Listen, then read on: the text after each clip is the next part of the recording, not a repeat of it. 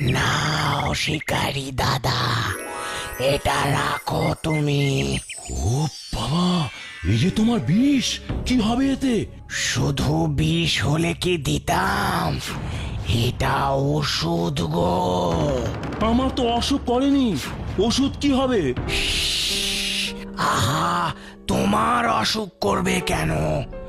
কোন রকম সাপ কাটলে এই ওষুধ কাজে লাগবে।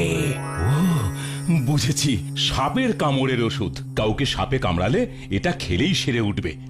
একেবারেই না, শুধু এটা খেলেই না। শুধু এটা খেলেই হবে না? তুমি তো এক্ষুনি বললে। দাঁড়াও দাঁড়াও, আগে শান্ত হয়ে পুরোটা শোনো। এই ওষুধের সাথে রক্ত মিশিয়ে দিতে হবে। রক্ত? কার রক্ত? যে সে লোকের রক্ত নয়, তাহলে? কোনো মিথ্যাবাদী বিশ্বাসঘাতক লোকের রক্ত। কিন্তু এমন মানুষ আমি কোথায় পাবো বলো? সেটা তোমাকেই খুঁজতে হবে। এখন এটা যত্ন করে রাখো।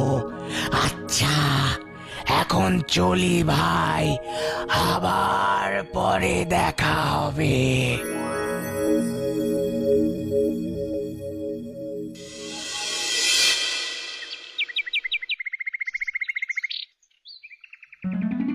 ও, কাজ না করে এরকম ভাবে ঘরে বসে থাকতে থাকতে যে হাঁপিয়ে উঠেছি, ভালো লাগছে না।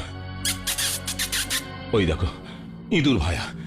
আচ্ছা, এবার বলো তুমি হঠাৎ আমার বাড়িতে কেন এলে? তোমার জন্য একটা পুঁটলি এনেছি গো শিকারি দাদা, এই দেখো। আমার জন্য এনেছো? কিন্তু এতে কি আছে বলো তো ভায়া? বলেছিলাম না তোমার জন্য উপহার আনবো, সেটাই আজ নিয়ে এলাম গো। ও তাই বুঝি? তা কি উপহার এনেছো দেখি? নাও নাও, ধরো ধরো। ওরে বাবা, এত দামি দামি হিরে মণি মানে কোথায় পেলে? কোথায় পেলে তুমি? এত মূল্যবান উপহার এনেছো কোথায় পেলে?